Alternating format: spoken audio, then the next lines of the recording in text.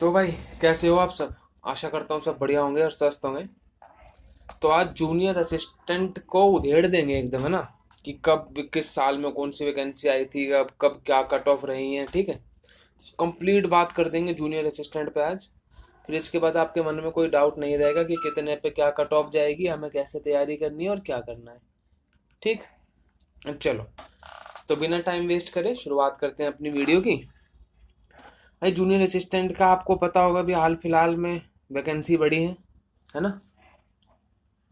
Fit कर लूँ इसे एक बार। चलो, तो 2017 की पहले मैं आपको बात बता दूं। 2017 में ये वैकेंसी आई थी जब यूआर की 400, ओबीसी की 170, एससी की 106, एसटी की 166। जब जो कट ऑफ गई थी, फाइनल है ये, जो जब कट ऑफ गई थी वो 131, 113, 116 और 74।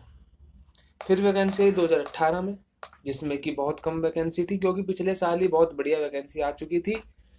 तो इसलिए अगले साल इतनी ज़्यादा वैकेंसी आने की उम्मीद भी नहीं थी। तो ये कुल मिला के 70-80 वैकेंसी आई थी, जिसमें फाइनल यूआर की 152 गई थी, ओबीसी की 143 और एससी की 128। पर भाई, अब की बार 2024 में जो वैकेंसी है वो 2017 से भी ज़्यादा है, 2018 से भी ज़्यादा है। पर अब आप लोग कहोगे भैया कंपटीशन में तो बड़ा है, उस टाइम बच्चों को इतना पता नहीं था, उस टाइम सबको कुछ था नहीं। भाई, उस टाइम भी 3-3.25 लाख फॉर्म गए थे, अब की बार भी 3-3.25 लाख ही फॉर्म गए हैं, ठीक है। तो ऐसा कोई है नहीं कि अब इसमें 25-30 लाख फॉर्म चले गए होंगे तो पूरी दुनिया को ही पता चल गया। इतने ही फॉर्म जाते हैं भाई DSSB में, ठीक है। तो 2024 की अगर हम बात करें तो पहले जो वैकेंसी थी वो थी भाई 972। अब आप कहोगे यार 972, हमने और जगह देखा है वहां तो कम दिखा रखी है उन्होंने। तो भाई, उन्होंने सिर्फ एक डिपार्टमेंट की दिखा रखी है, वो है सर्विस डिपार्टमेंट। मैंने यहाँ पे जितने भी डिपार्टमेंट थे सबकी जूनियर असिस्टेंट ऐड कर रखी है, बस मैंने स्टेनो हटा रखे हैं। और जितने भी जूनियर असिस्टेंट थे जितने भी डिपार्टमेंट में, मैंने सारे ऐड कर रखे हैं, ठीक। आपका एग्जाम सबका एक ही होगा, जूनियर असिस्टेंट जितने भी डिपार्टमेंट सबका एग्जाम एक होगा, बाद में आपसे प्रेफरेंस भरवा ली जाएगी, ठीक है। तो इस कट ऑफ में तो कोई फर्क आएगा नहीं, तो वैकेंसी भी सबको एक साथ लेके चलनी चाहिए ना। तो 972 आपकी पहले थी, जो कि बहुत बढ़िया वैकेंसी थी। पर उसके बाद आपको पता है भी 700 प्लस वैकेंसी इंक्रीज हुई है, तो 272 यूआर में इंक्रीज होके अब यूआर की जो वैकेंसी है वो हो गई है 1244। भाई, 3 गुना ज्यादा हो गई 2017 से भी। 2017 में 400 थी, जो कि बहुत बम्पर नंबर माना जा रहा था। अब 3 गुना ज्यादा है उससे भी। ओबीसी में पहले 664 थी, 634 सॉरी, 129 बढ़ के 763 हो गई है। एससी में 260 थी, 137 बढ़ के 397, अप्रोक्स 400 वैकेंसी हो गई है ना। और आपकी एसटी में कितनी हो गई है? 147। और ईडब्ल्यूएस में हो गई आपकी 270 वैकेंसी। तो टोटल अब आपकी 2821 वैकेंसी हो गई है, सिर्फ और सिर्फ जूनियर असिस्टेंट की। स्टेनो तो इसमें अलग है। टोटल आपकी 3500 के पार वैकेंसी जा रही है। अब इनकी वो टाइपिंग पे जो ट्रेंड है, आपका पहला पेपर होगा, ठीक। पहले पेपर के बाद जो आपकी कट ऑफ आएगी वो आएगी टाइपिंग के लिए, क्योंकि इसमें एक बहुत बड़ा जो हर्डल है आपके लिए वो होने वाला है टाइपिंग। जैसे पुलिस के पेपर में रनिंग होता है, ऐसे ही क्लर्क के पेपर में टाइपिंग होती है। अब ये टाइपिंग के लिए नॉर्मली 10 से 12 गुना बच्चे पास करते हैं, तो हमने 10 गुना लेके चले हैं, ठीक है। ज्यादा की उम्मीद क्यों करनी है यार, कम की उम्मीद करो, ज्यादा हो जाए तो बहुत बढ़िया है। 1244 का 10 गुना 12,440, ये 7,630, 3,970, 1,470 और ये 2,700। कुल मिला के उनको 28,210 बच्चे जो हैं वो टाइपिंग के लिए पास करने हैं, ठीक है भाई। अब इतने बच्चे उनको पास करने हैं, तो जो टाइपिंग की कट ऑफ जाएगी ना, जो पहले पेपर की कट ऑफ जाएगी वो जाएगी आपकी बहुत ही कम, जिसकी आप उम्मीद नहीं लगा सकते, इतनी कम कट ऑफ जाएगी उसकी। फॉर्म कितने भरे गए थे इसमें अभी बाद में बताऊंगा, आपको कट ऑफ वगैरह सब बताऊंगा। फॉर्म कितने भरे गए थे ये देख लो भाई, 1,60,000 के आसपास यूआर में। ये आपके 5700 के आसपास, मतलब 50,000, है ना, 57,000 के आसपास आपके ओबीसी में। ये आपके 88,000 के आसपास एससी में, 25,000 के आसपास एसटी में और 24,000 के आसपास ईडब्ल्यूएस में आपके ये भरे गए थे। तो टोटल 3.5 लाख आपके फॉर्म भरे गए थे। अब जो आपकी अटेंडेंस जो आपकी DSSB में रहती है, वैसे तो 50% कभी भी नहीं रहती और इस बार भी नहीं रहेगी। जो बच्चे इस उम्मीद में, इस अकड़ में हो ना कि आजा तेरे को पेपर के बाद दिखाऊंगा 80% अटेंडेंस, 90% अटेंडेंस, अभी भी 50% से ऊपर अटेंडेंस नहीं रहेगी DSSB में। ठीक, वो तो मैंने मैक्सिमम 50 मानी है, नहीं तो आपकी 40 से 45 के बीच ही घूमेगी। नहीं बार SSC में ही नहीं जाती तो DSSB तो बहुत दूर की बात है।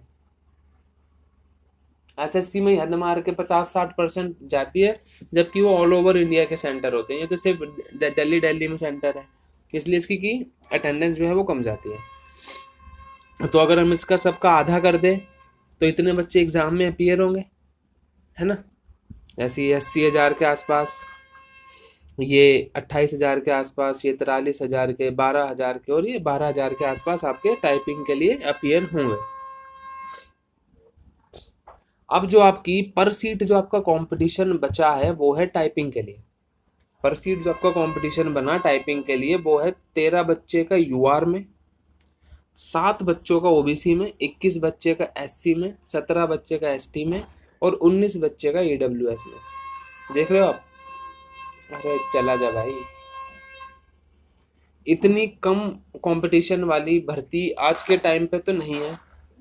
एक ग्रो एकेडमी वाले सोमीर सर हैं, उनकी बात है कि नौकरी में और जो असली में आपको नौकरी दे सकती है ना, उन नौकरियों में फर्क होता है। तो ये वही नौकरी है जो आपको सरकारी नौकरी पर पहुंचा सकती है। ठीक, वैकेंसी बहुत आती जाती रहती है, पर ये जो वैकेंसी है ना, ये ऐसी वैकेंसी है जो आपको नौकरी तक भी पहुंचा सकती है। ठीक, चलो आगे चलते हैं। ये यूआर वैकेंसी वगैरह मैंने फिर बता दी एक बार, मतलब ये कट ऑफ आपकी फिर लगा दिए। अब जो आपके टाइपिंग में जो बच्चे पास होंगे, टाइपिंग में आपके बुलाए कितने गए बच्चे थे? 10% बच्चे बुलाए गए थे, मतलब 10 गुना बच्चे बुलाए गए थे आपकी वैकेंसी के, है ना। तो ये 12,440 में से अगर हम मान के चलें कि 50% बच्चा भी टाइपिंग पास कर रहा है, जो कि नामुमकिन है कि 50% बच्चा टाइपिंग पास करे, क्योंकि जो आपका टाइपिंग का रेशियो रहता है वो रहता है भाई 25 से 30% बच्चे का। चाहे आप आज टाइपिंग ले लो बच्चों की, चाहे आप 2 साल के बाद ले लेना, 50% बच्चा कभी भी टाइपिंग पास नहीं करता। फिर भी मैंने अंदाजन लिया है, ठीक है, आपका 25 से 30% बच्चा ही टाइपिंग पास करता है। क्योंकि टाइपिंग उसी की पास होगी जो अभी से टाइपिंग की प्रैक्टिस कर रहा होगा। जो एग्जाम के बाद टाइपिंग में लगेगा वो तो वैसे ही फेल है। ठीक, तो अब आप देख लो, इतने बच्चे आपके टाइपिंग में बैठेंगे, तो टाइपिंग के बाद जो आपका कंपटीशन बचेगा ना, परसीड कंपटीशन आफ्टर टाइपिंग, वो बचेगा भाई मात्र 4, 5, 6। यार ये परसीड कंपटीशन थोड़ी होता है, देखना 5 बच्चों में से एक का सिलेक्शन, 4 में से एक का सिलेक्शन। एसएससी में आप जाओगे तो 1000 बच्चों में से एक का सिलेक्शन होता है, यहाँ आपका 4 में से एक, 5 में से एक। हलवा सा बना दिया यार DSSB ने तो सरकारी नौकरी लेना। आपको कुछ नहीं करना, बस दिन में, मैं ये नहीं कह रहा आप 9 घंटे पढ़ो, 10 घंटे पढ़ो, आप 5-6 घंटे भी पढ़ो, बढ़िया पढ़ो मन से, और आधा 1 घंटा अपनी टाइपिंग को दे दो, आपका एग्जाम क्लियर हो जाएगा, टाइपिंग क्लियर हो जाएगी, आप नौकरी ले लोगे। और अगर आपको स्ट्रैटेजी नहीं पता कैसे क्या तैयारी करनी है, तो आप वो चैनल पे जाके वीडियो देख सकते हो, 5-6 हज़ार लोगों ने देख लिए। अगर आपने अब तक नहीं देखी तो भाई आप कुछ ना कुछ मिस जरूर कर रहे हो जूनियर असिस्टेंट के लिए। अब मेन बात, अब बात करते हैं अपनी कट ऑफ की। चलो भाई आपको दिखाई दूं, ये जो कट ऑफ है ये है भाई टाइपिंग के लिए। अब आपको अगर फाइनल की क्यों नहीं बताई भाई? भाई फाइनल की तभी बताई जा सकती है जब टाइपिंग में पता चले कितने बच्चे फेल या पास हो रहे हैं। तो अभी हम आपको सिर्फ टाइपिंग की बता सकते हैं।